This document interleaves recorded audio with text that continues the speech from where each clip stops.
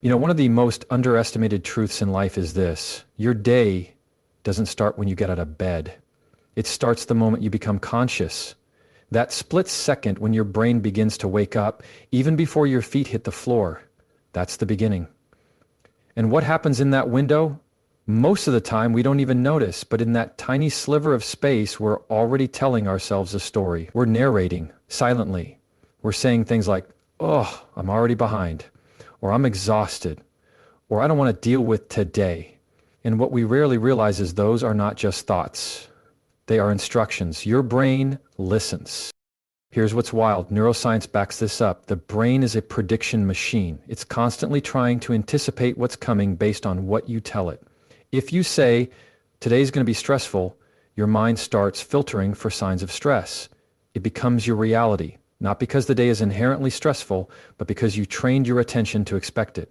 So if that's true, and it is, then we've got to ask ourselves, what would happen if we gave our brain a better script? That's where intentional morning self-talk becomes powerful. I'm not talking about toxic positivity. This isn't about pretending life is perfect. It's about directing your focus with purpose. It's about stepping into the role of author instead of passive reader. When you wake up and say to yourself, "I am grounded, I am capable, I am focused," you're not casting a magic spell. You're priming your nervous system for calm, clarity, and momentum. Think about it. The world is chaotic enough.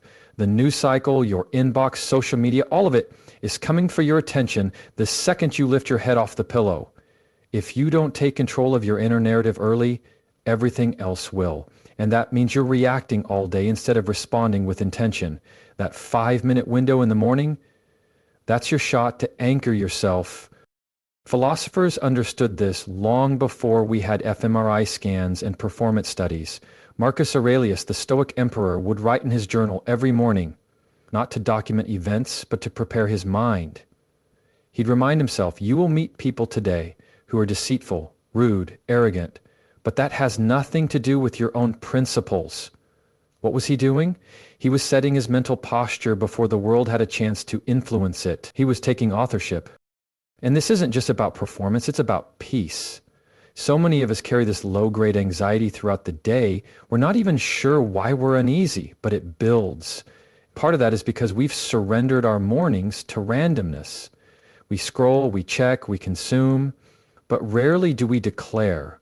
We don't say, "Here's what matters to me today. Here's who I want to be.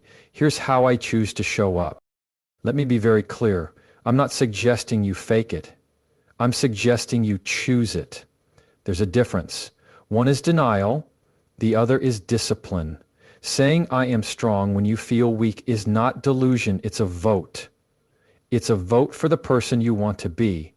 And enough votes cast over time, that becomes identity.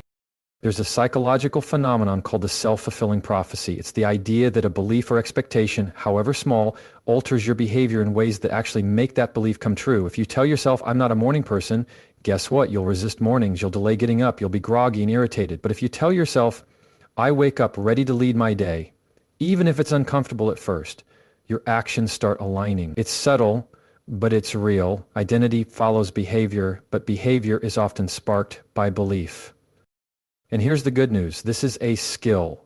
It's not reserved for the ultra-disciplined or the spiritual elite. It's something you can start tomorrow, literally. And when you do it consistently, it creates a compound effect. The days where you speak strength into yourself add up. They begin to form a base of confidence so that when life does hit you with something unexpected, and it will, you're not knocked over as easily. You've built internal weight, internal structure. And this isn't about becoming untouchable. It's about becoming anchored.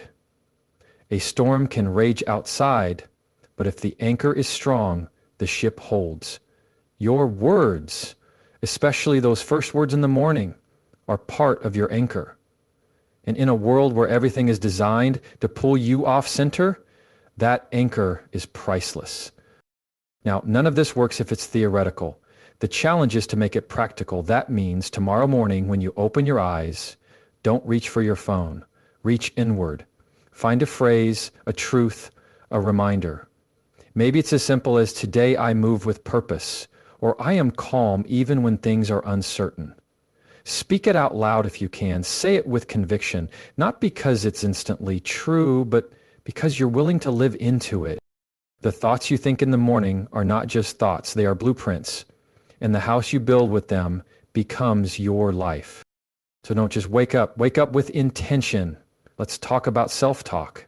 Not the kind that floats by without notice, but the kind you deliberately engage in, the kind that shapes you.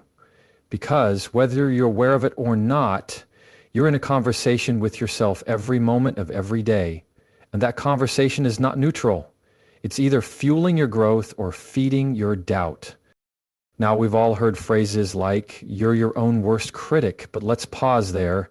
If that's true, then doesn't it make sense to become your own best coach too? Imagine if you could make that inner voice work for you instead of against you. That's the power of intentional self-talk, and here's the key. It's not just positive, it's constructive.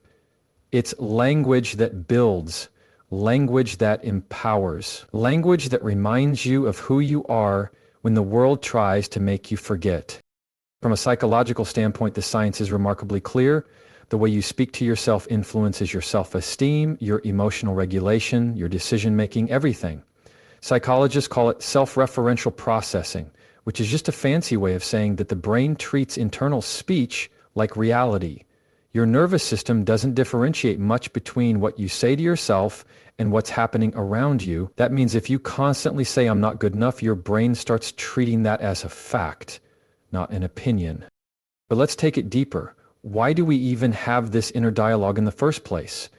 Philosophers have long argued that self-awareness is what separates us from every other species. Descartes said, I think, therefore I am. He didn't say, I exist because I breathe. He said, I exist because I'm aware of my own thoughts. That self-awareness, that's the birthplace of self-talk. And because you're conscious of your mind, you have the ability to shape it. Now the question becomes, are you letting your self-talk run wild, or are you training it? And let's be honest, most people don't train it. We inherit scripts from our upbringing, from criticism we heard as kids, from failure, from rejection, and then we internalize those scripts like they're law. But just because something feels familiar doesn't mean it's true. And that's where the work begins. That's where you decide to become an editor instead of a passive listener. You start examining what you're saying and asking, who gave me that line? And does it even belong in my story? Because here's what most people don't realize. Confidence isn't some magical trait reserved for the lucky few. Confidence is a pattern, and that pattern is fueled by language. Every time you tell yourself, I can figure this out, even when you're unsure, you're reinforcing a neural connection. Every time you say, I handle difficulty with grace, even in the middle of chaos, you're solidifying an identity. That's how inner strength is built. Not in the absence of challenge, but in the dialogue you maintain while facing it. There's a psychological technique called distanced self-talk. Instead of saying, I can do this, you use your own name. John, you can do this. What's fascinating is that when people use this technique under pressure, they perform better. Why? Because it creates perspective. It gives you a moment to step out of the noise in your head and speak to yourself with clarity and objectivity. Think about that. Simply changing the form of self-talk can change its power. But let me be clear, this isn't about empty pep talks. This is about choosing words that align with your principles and reinforce your values. Self-talk isn't about hype. It's about direction. You're either reinforcing who you want to become or you're reinforcing who you're afraid you are. And that choice happens every day. Let me give you a practical example. Let's say you've got a big decision to make, maybe something at work or in your personal life. Your self-talk in that moment might be subtle, but it matters. You could say, I always mess these things up. Or you could say, I'm capable of making thoughtful choices. One version paralyzes you, the other propels you forward. Same brain, different script. Now some people push back and say, well, I don't want to lie to myself. And I get that. But let's redefine what a lie is. A lie is something said with the intent to deceive. If you say, I'm strong in the middle of weakness, not to ignore reality, but to remind yourself of your capacity, that's not deception, that's leadership. That's self-leadership. You're not ignoring the truth, you're choosing which truth to amplify. And let's be real, life will test that. There will be days when you doubt yourself, there will be moments when you fall short, when the self-talk you've rehearsed feels hollow. But that's exactly when it matters most. That's when your training kicks in. You don't practice self-talk for the days when everything's easy. You practice it for the days when it's not. It's like a mental muscle. You build it when you don't need it, so that it's strong when you do. And maybe you're thinking, that sounds good, but how do I start? Start small. Pick one or two truths you want to reinforce, ones that reflect who you're becoming, not just where you are. Say them out loud in the morning. Say them again when doubt creeps in. Write them down. Repeat them. This isn't about magic, it's about momentum. Because here's the reality. You are the one voice you hear every single day. More than your boss, your spouse, your friends, your critics, you. And if that voice is constantly questioning, constantly tearing down, constantly second-guessing, it doesn't matter how much encouragement you get from the outside, it won't stick. But if your voice is trained, if it's rooted, if it's constructive, then no matter what happens externally, you remain centered. And that's the power of self-talk. It's not a gimmick, it's a discipline. It's not fluffy, it's foundational. So the next time your thoughts start running on autopilot, pause, listen, then ask yourself, is this the voice of who I am or the voice of who I've been told to be? And then speak. Intentionally, powerfully, and in alignment with the version of you that you're building. Because in the end, the story you tell yourself is the one you live. If there's one truth I wish more people understood, it's this. Nothing changes if you don't do it consistently. That includes the way you speak to yourself. We love moments of inspiration. We love clarity, those sparks of motivation where we feel aligned and energized. But change, real, lasting change, doesn't live in those flashes. It lives in repetition, in small intentional choices repeated over and over again until they become part of who you are. And that's the final piece of this puzzle. You can understand how your morning mindset sets the tone. You can recognize the power of self-talk, but unless you're consistent, it won't stick. Because the mind doesn't change with exposure, it changes with repetition. Identity is not built through insight alone, it's built through practice. And the practice is daily. We tend to romanticize transformation. We imagine it happens in one big leap, a new job, a breakthrough conversation, a wake-up call. But most of the time, change doesn't arrive like a lightning bolt. It arrives like a tide, slow and steady until you look back and realize you're standing on new ground.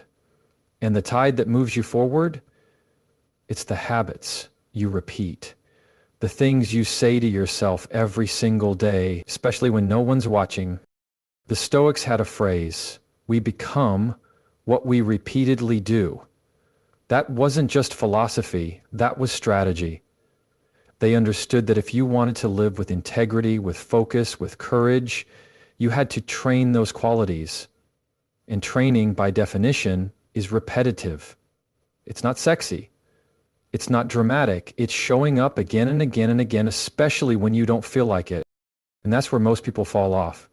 Not because they don't care, not because they don't believe in the power of self-talk or morning routines or mindset. They fall off because they're waiting to feel motivated every time. But let me level with you. You will not always feel like doing the things that are good for you. Discipline isn't about feeling inspired. It's about choosing what matters, even when it's uncomfortable, especially that. That's why consistency is so critical. It trains your brain that this is who you are now, not occasionally, not when it's convenient, but as a way of life. And here's what's fascinating from a psychological perspective. When you repeat a behavior often enough, especially one that reinforces identity, your brain starts to rewire. Neuroplasticity is real. The more you tell yourself, I am focused, the easier it becomes to act with focus. The more you affirm, I can handle pressure, the more resilient your nervous system becomes under stress. It's not instant, but it's cumulative. And that's why your words matter most when you feel like they're not working. Let me say that again. The days when your self-talk feels mechanical, when it feels like a script, you're reciting out of obligation, that's when it's doing the heavy lifting. because those are the days you're breaking old patterns. Those are the days your brain is trying to convince you to quit, and you say, no, this is who I am now. And that declaration, however quiet, is powerful. There's a reason professional athletes rehearse their mindset as obsessively as their mechanics, because performance doesn't start with talent, it starts with mental posture, and mental posture is trained. Not once, not when it's convenient, every day. You don't rise to the level of your goals, you fall to the level of your systems. That means if you want a better life, you need better habits. And one of the most foundational habits, how you talk to yourself every morning without fail. You know, we often underestimate how much momentum consistency builds. We look for breakthroughs, but what we actually need is a rhythm, a groove, something dependable. If you can speak strength into yourself once, great. If you can do it every day for 6 months, that's a new identity. That's someone trying to believe. That's someone who knows. And here's the beauty of it. Consistency doesn't mean perfection. You're going to miss days. You're going to get it wrong. You'll forget. You'll mess up. That's not failure. That's part of the process. The goal isn't to be flawless. The goal is to return, to reset, to remind yourself that this is the kind of person you're becoming, because every time you return, you reinforce it. One of the greatest psychological truths is that you trust what you see yourself do consistently. You want to build self-respect? Keep a promise to yourself for 30 days. Not a big one, a small one, something doable. And do it no matter what. You'll be amazed at how your self-perception starts to shift. Not because someone complimented you, not because circumstances improved, but because you watched yourself show up with integrity. That's where real confidence comes from. And let's take it full circle. Think about the compounding effect of telling yourself 12 powerful things every morning, not just once, but as a daily ritual. Over time, that language starts to live in your bones. It becomes the filter through which you experience stress, adversity, success, failure, and joy. You're not just reacting anymore, you're responding, you're leading from the inside out. So don't chase motivation, build a rhythm. Make those declarations your baseline, because you don't need another emotional spike, you need a mental structure, something solid, something proven. And it starts with one simple choice: show up. Speak with purpose every single day. Because the future you're building is not made of big moments, it's made of small, repeated ones. The kind you choose before the world has a say. The kind that happen when no one's watching. The kind that quietly, persistently shape your life from the inside out.